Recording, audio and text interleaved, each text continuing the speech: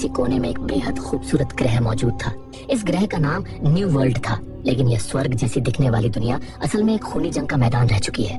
जब धरती से इंसान यहाँ अपनी नई बस्ती बसाने उतरे, जिन्हें स्पैकल्स कहा गया, जमीन के लिए इंसानों और इन नेटिव एलियंस के बीच एक भयानक युद्ध हुआ, जिसका अंजाम बेहद दर्दनाक निकला। कहा जाता है कि इन स्पैकल्स ने इंसानों पर बदला लेने के लिए द नॉइज नाम का एक वायरस छोड़ दिया, एक ऐसा श्राप जिसने मर्दों के दिमाग की हर सोच को दुनिया के सामने उजागर कर दिया। इसका परिणाम यह हुआ कि कोई चाह कर भी किसी से झूठ नहीं बोल सकता था, क्योंकि सामने वाला इंसान जो भी सोचता था वह सोच उसी की आवाज में दूसरे इंसान को न सिर्फ सुनाई देती थी, बल्कि एक रहस्यमय ऊर्जा की तरह सिर के आसपास दिखाई भी देती थी। लेकिन यह तबाही यही नहीं रुकी। इस जंग के बाद बस्ती की सारी औरतें रहस्यमय तरीके से मारी गईं। अब इस ग्रह पर बचे हैं तो सिर्फ शोर में डूबे हुए मर्द, जो मानते हैं कि उनकी औरतों का कातिल वही एलियंस है। लेकिन इस चीखते हुए शोर के पीछे एक ऐसा काला सच छुपा था जो इस ग्रह की पूरी तकदीर बदलने वाला था। इसी ग्रह के सुनसान और घने जंगल में एक लड़का अपने कुत्ते मांची के साथ धीरे धीरे आगे बढ़ रहा था। इस लड़के का नाम टॉड था। टॉड जो भी सोचता था वो उसके दिमाग में ही नहीं रुकता, बल्कि एक गूंजती हुई आवाज बनकर पूरे जंगल में फैल जाता था, जैसे उसके विचारों की प्रतिध्वनि हर पेड़ हर पत्ते से टकरा रही हो। तभी जंगल की दूसरी ओर से एक घुड़सवार दिखाई देता है। टॉड मन ही मन सोचता है कि ये पादरी यहाँ क्या कर रहा है, यहाँ तो कोई चर्च भी नहीं जाता। लेकिन उसकी ये सोच भी आवाज बनकर शोर को भगवान का तोहफा मानता था। टॉड अपने ख्याल छुपाने के लिए उलटे सीधे बेकार विचार सोचने लगता है ताकि असली बात दब जाए। लेकिन एरन गुस्से में आकर उसे जोर से मुक्का मारता है और जाते जाते कहता है कि अपने ख्याल मत छुपाओ। कुछ देर बाद जहाँ डेवी नाम का लड़का उसे छेड़ रहा था, टॉड गुस्से में अपने ख्यालों में एक भयानक सांप की तस्वीर बना देता है और वही शोर बनकर डेवी के सामने फैल जाता है, जिससे डेविड टॉड की तारीफ करता है और कहता है कि ख्यालों से लोगों को डराना एक कला है और तुम्हारे अंदर ये काबिलियत है। ये सुनकर टॉड अंदर की तरह पाल रहे थे। खाना खाते वक्त भी टॉड मेयर डेविड की तारीफ के बारे में ही सोचता रहता है। उसके दोनों पिता उसे समझाते हैं कि मेयर तुम्हारा दोस्त नहीं है, उससे दूर रहना, वो सही आदमी नहीं है। सिलियन और टॉड अपने ख्यालों में ही बहस करने लगते हैं, लेकिन बेन दोनों को शांत कर देता है। थोड़ी देर बाद कहानी हमें टॉड के अतीत में ले जाती है, जहाँ एक छोटा बच्चा दिखाई देता है जो कोई और नहीं बल्कि टॉड ही था। ये वही डरावना दिन था जब उसकी माँ मारी गई थी और उसी दिन मेयर डेविड ने उसे एक चाकू तोहफे में दिया था, जिसकी याद आज भी टॉड के दिमाग में जिंदा थी। दूसरी तरफ अंतरिक्ष की अनंत खामोशी में हलचल मची हुई थी। एक विशाल अंतरिक्ष यान से एक कैप्सूल तेजी से इसी ग्रह की ओर बढ़ रहा था। ये सब पृथ्वी से आए हुए थे, जो अगली लहर के सेटलर्स थे। इसी कैप्सूल के अंदर वायोला मौजूद थी। जैसे ही कैप्सूल ने ग्रह के वातावरण में प्रवेश किया, एक रहस्यमय ऊर्जा पूरे कैप्सूल में फैल गई। ये वही ताकत थी जिसकी वजह से लोगों के ख्याल आवाज बनने लगे थे। अब इस ऊर्जा का असर कैप्सूल के अंदर मौजूद लोगों पर भी होने लगा। हर तरफ ख्यालों का शोर फैल गया और घबराहट तुरंत खो देता है। कुछ ही पलों में कैप्सूल तेजी से वातावरण को चीरता हुआ ग्रह पर आकर भयानक तरीके से क्रैश कर जाता है। उधर टॉड खेतों में काम कर रहा था। तभी उसकी नजर एक अनजान शख्स पर पड़ती है जो सामान चुराकर भाग रहा था। टॉड तुरंत उसके पीछे दौड़ता है और भागते भागते उसी जगह पहुंच जाता है जहां कैप्सूल क्रैश हुआ था। कैप्सूल के पास ही 4 लोगों की कब्रें बनी हुई थी। टॉड घबराकर सारी बातें दौड़ते हुए मेयर डेविड को बताता है। डेविड अपने लोगों के साथ तुरंत क्रैश साइट पर पहुंचता है और टॉड से पूछता है कि वो शख्स दिखता कैसा था। टॉड कहता है कि उसने चेहरा नहीं देखा, लेकिन उससे कोई शोर बाहर नहीं आ रहा था। वो बिल्कुल शांत था। ये सुनते ही डेविड समझ जाता है कि वो एक लड़की है और वो तुरंत अपने लोगों को उस लड़की को ढूंढने का आदेश देता है। लड़की का नाम सुनते ही टॉड हैरान और उत्साहित हो जाता है, क्योंकि उसने अपने जीवन में कभी किसी लड़की को नहीं देखा था। तभी डेविड के लोग उस लड़की को देख लेते हैं और उसका पीछा शुरू कर देते हैं। डेविड, जो अपने ख्यालों को पूरी तरह काबू में रख सकता था, अपने विचारों से उस लड़की को कैद करने का भ्रम पैदा करता है, लेकिन वो सिर्फ एक छलावा था। असल में वो लड़की वायोला ही थी जो उस क्रैश में अकेली बची थी। डेविड उससे कहता है कि घबराओ मत, तुम सुरक्षित हो, मैं यहाँ का मेयर हूँ। थोड़ी देर बाद सब लोग वापस कस्बे पहुंचते हैं, जहां डेविड वायोला को बताता है कि जब वो इस ग्रह पर आए तो एक रहस्यमय तरीके से उनके ख्याल आवाज बनकर गूंजने लगे, लेकिन मेरे जैसे कुछ लोग अपने ख्यालों को काबू में कर सकते हैं। वायोला पूछती है कि क्या तुम मेरे ख्याल पढ़ सकते हो? डेविड जवाब देता है, नहीं, औरतों पर इसका असर नहीं हुआ। वो आगे बताता है कि कुछ समय पहले यहाँ एक भयानक जंग हुई थी इस ग्रह के मूल निवासी एलियंस के खिलाफ, जिन्होंने हम पर कब्जा कर लिया था और सारी औरतों को मार डाला। डेविड वायोला से पूछता है कि तुम यहाँ किस काम से आई हो, लेकिन वायोला चुप रहती है। तब डेविड सख्त लहजे में कहता है कि तुम्हें जवाब देना होगा, क्योंकि लड़कियों के मन की आवाज सुनाई नहीं देती। वायोला आखिरकार सच बताती है कि उन्हें यहाँ एक जांच मिशन पर भेजा गया था, क्योंकि इस ग्रह पर पृथ्वी से आए पहले सेटलर्स से अचानक संपर्क टूट गया था। वो आगे बताती है कि इस वक्त अंतरिक्ष में पृथ्वी का अब तक का सबसे विशाल अंतरिक्ष यान मौजूद है, जो हालात का जायजा ले रहा है। ये सुनकर डेविड की आंखों में चमक आ जाती है और वो तुरंत पूछता है कि वो जहाज आखिर कहाँ उतरने वाला है। मगर वायोला उसके इरादे भांप लेती है और सवाल के जवाब में उल्टा पूछ बैठती है कि तुम ये सब क्यों जानना चाहते हो। वायोला की इस बात से डेविड का चेहरा सख्त हो जाता है।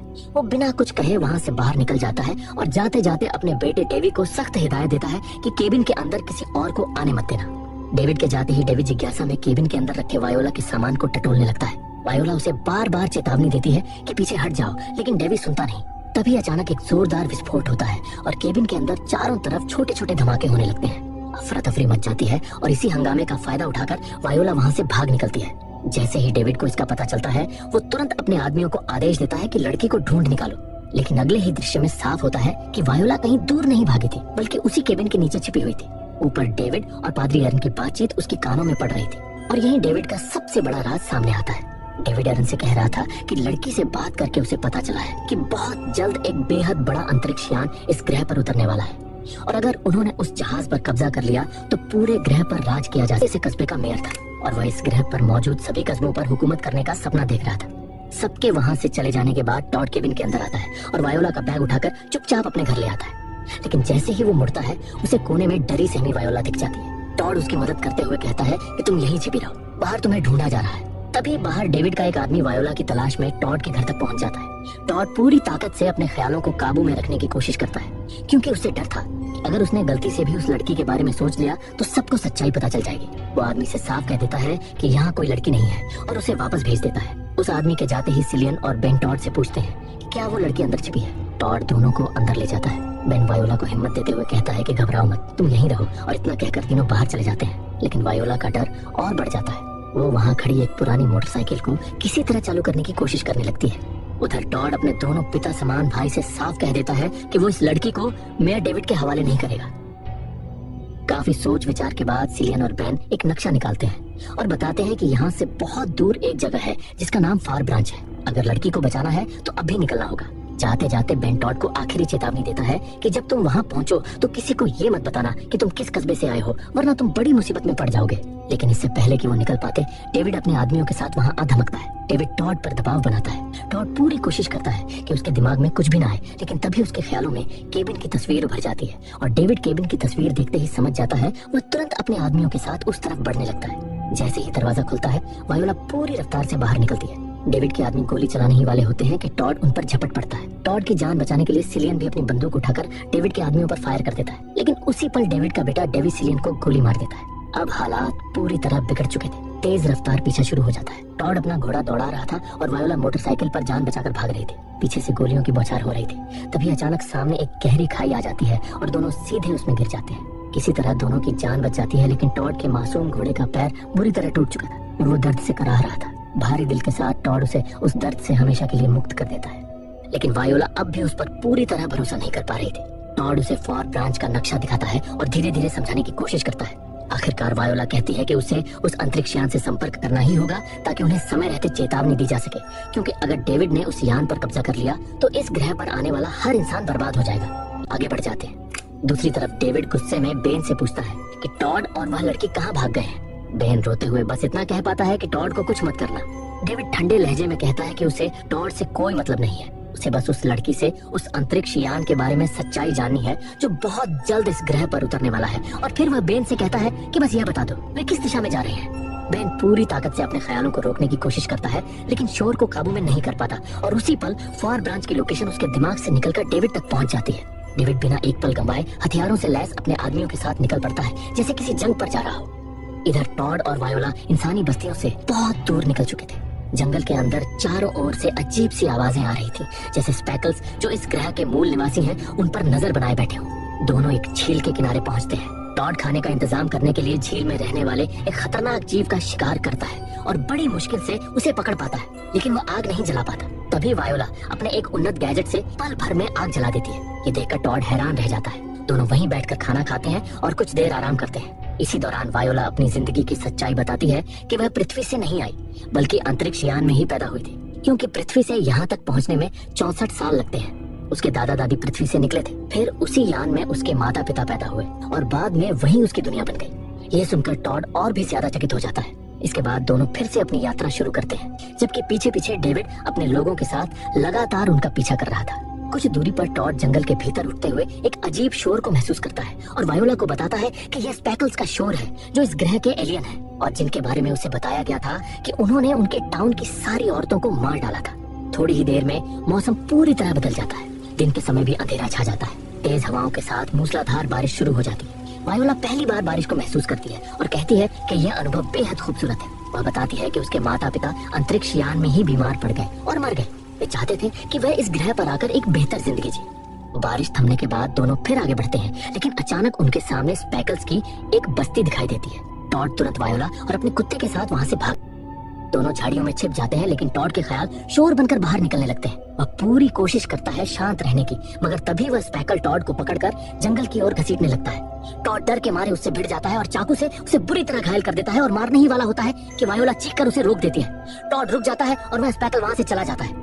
टॉड गुस्से में कहता है कि वह वायोला की जान बचा रहा था, क्योंकि मेयर डेविड ने उसे बताया था कि इन्हीं स्पैकल्स ने उनके शहर की सारी औरतों को मारा था और ये बेहद खतरनाक है। लेकिन वायोला गंभीर होकर वायोला आखिरकार अपनी मंजिल फॉर ब्रांच पहुंच चुके थे, लेकिन यह जगह उन्हें उम्मीद के बिल्कुल उलट अजीब तरह से सुनसान लगती है। चारों तरफ जानवर और मुर्गियां तो दिखाई देती हैं, लेकिन इंसानों की मौजूदगी न के बराबर थी, जैसे कोई पूरी बस्ती अचानक खाली कर दी गई हो।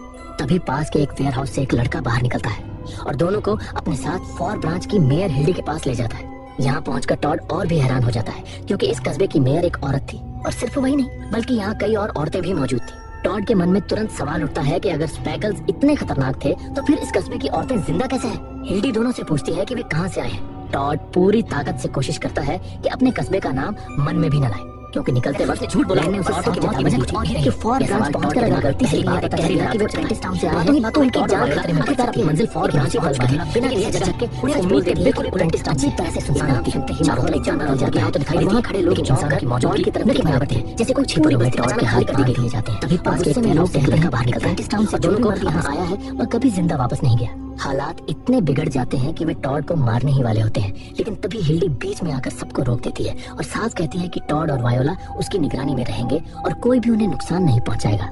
थोड़ी देर बाद वायोला हिल्डी को बताती है कि अंतरिक्ष में एक विशाल यान मौजूद है और उसे उससे संपर्क करके यहाँ की सच्चाई बतानी होगी। हिल्डी जवाब देती है कि फॉर ब्रांच में किसी भी तरह की तकनीक का इस्तेमाल नहीं किया जाता और उनके पास संपर्क का कोई साधन नहीं है। वायोला समझाती है कि वह और उसकी टीम इस ग्रह पर सिर्फ जांच के लिए आई थी, ताकि यह तय किया जा सके कि 4000 नए बसने वालों के लिए यह जगह सुरक्षित है या नहीं।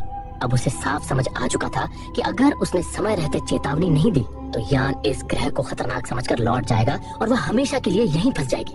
वह इस ग्रह पर अपनी जिंदगी नहीं बिताना चाहती थी। तभी हिल्डी बताती है कि यहाँ से काफी दूर एक और कस्बा है जिसका नाम हेवन है और वहीं से अंतरिक्ष यान से संपर्क किया जा सकता है।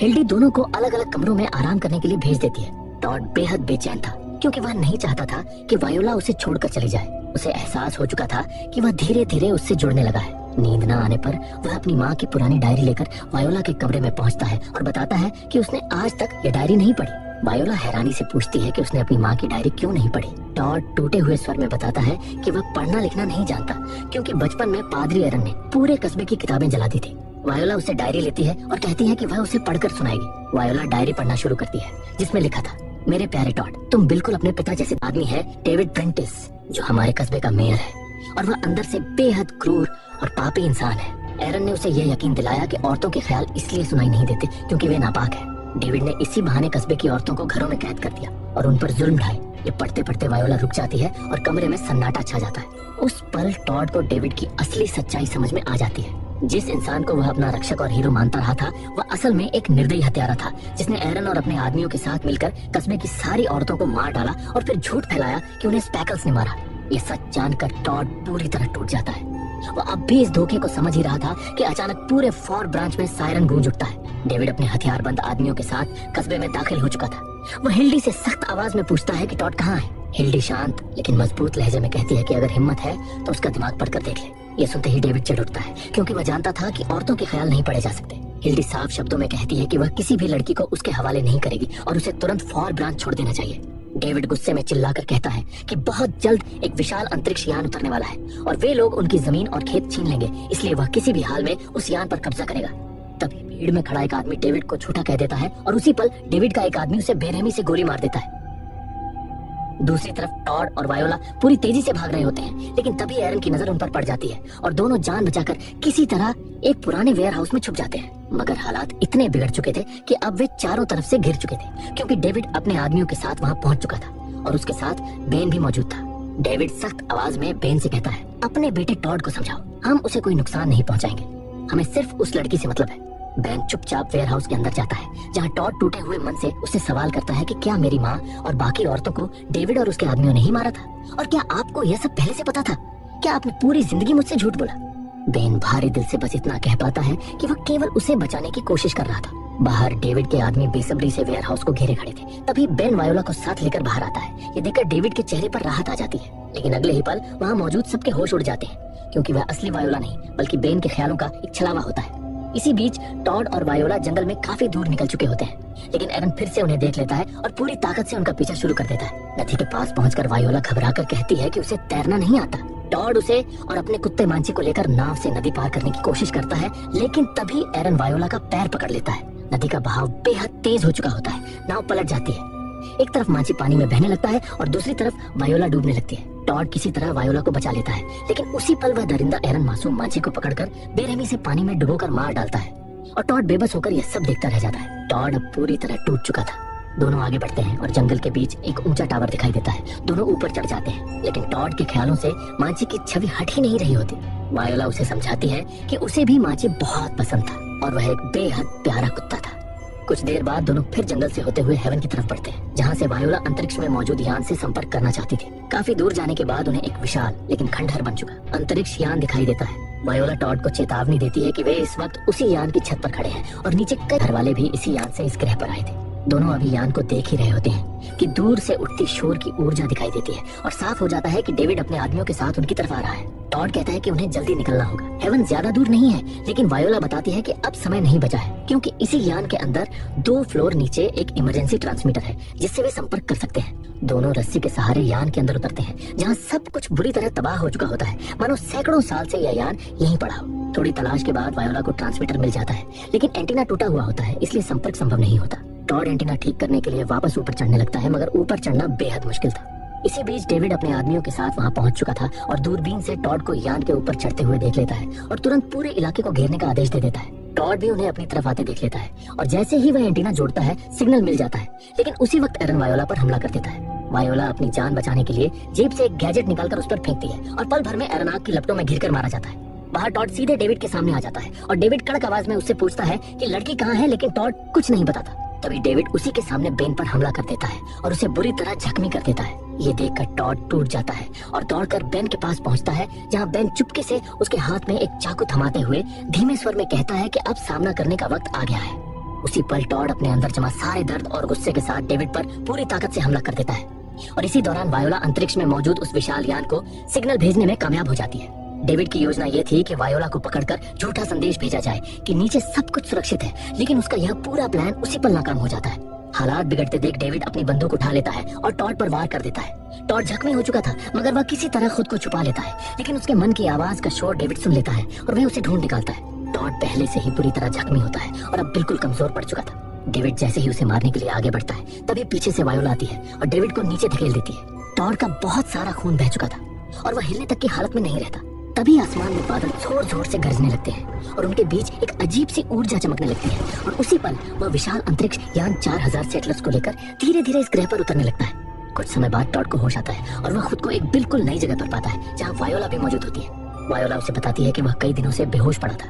टॉड पूछता है कि वे कहाँ हैं, तो वायोला बताती है कि वे उसी अंतरिक्ष यान के अंदर है। जब टॉड खिड़की से बाहर नीचे देखता है तो देखता है कि यान से आए लोगों ने नीचे एक नई बस्ती बसानी शुरू कर दी है, जिसका मतलब था कि उन्होंने इसी ग्रह पर रहने का फैसला कर लिया था।